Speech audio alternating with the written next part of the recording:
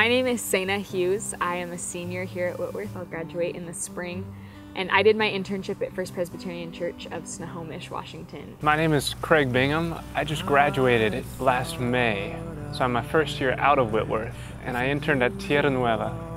My name is Mark Richcreek. I graduated last May, and I did my internship at Mount Vernon Presbyterian Church. And all I've done. A lot of things. I did everything from help with children's ministry, youth ministry. I led some adult ed Bible studies, taught Sunday school, helped with VBS. I preached a sermon, kind of a jack of all trades around the church. Tierra Nueva, it's kind of an alternative sort of ministry church. So they have a little 5-acre organic farm.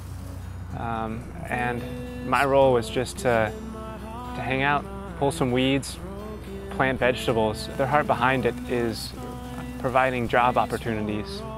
It's a place where you can fulfill community service hours. So we'd get a lot of different kinds of people volunteering and working at the farm. Whether that's my plan for next time. You have to be flexible and be able to adapt. You have to be genuinely concerned about the people and willing to hear their stories, hear their concerns, hear their excitements. Ministry is hard and certainly not glamorous, but it's necessary. It can sometimes seem easier to serve outside of a church in a nonprofit setting or a university setting, and those are really, really good things. But the church is Christ's body, and we need active, grounded people serving there. That ministry can be incredibly radical. In that radicalness of ministry, you need to invest your life in relationship, in giving, in a kind of incarnational presence. Just to lift it up or leave it behind. I found that it's messy, and in a way that's really beautiful, and you learn to love it, and you get to be part of something that's bigger than yourself. So I think my love for the church became more realistic. I got to disciple 3 or 4 guys, and they were older than me, but they were brand new Christians, coming from very different walks of life. And just in the ministry and out at the farm, we just got to share life together. And so I think ultimately that is what the church is, and that shaped my view of what it means to be a brother in Christ, to disciple. This book has been my heart and mind. By finding myself in situations that I really didn't expect, even going into it, those are always the best places to grow. I grew in some of my questions about faith and about relationship with God. What does that look like? What does it look like when you're leading other people? I think I gained a lot of independence that summer. I was challenged to do things on my own, really without assistance, plan events or write a sermon, or even just reach out to people who were in need.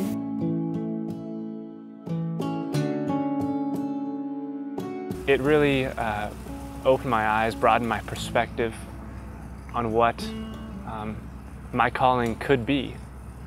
I don't know if it necessarily narrowed it down to, hey, I did this one thing and that's what I'm going to be doing for the rest of my life. But it broadened my understanding of ministry, of calling, and of the Christian faith.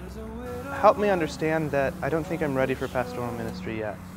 And it was very much an opportunity for me to put into practice these things that I've been studying intellectually at Whitworth for the last 3 years. Seeds to be sown, God is a man for those. I would say if you are at all interested in going into ministry vocationally, whether in a church or in a parachurch organization or whatever it may be, I think this is a necessary experience. I think there's something invaluable about really jumping in, getting your hands dirty, being thrown in front of people, or teaching a Sunday school class, or serving in the community, learning the beauty of it and also the hard parts of it. I guess that's why we do internships, is just to get that experience. And Dark forsaking, life is waking, long to be poor, linger on earth no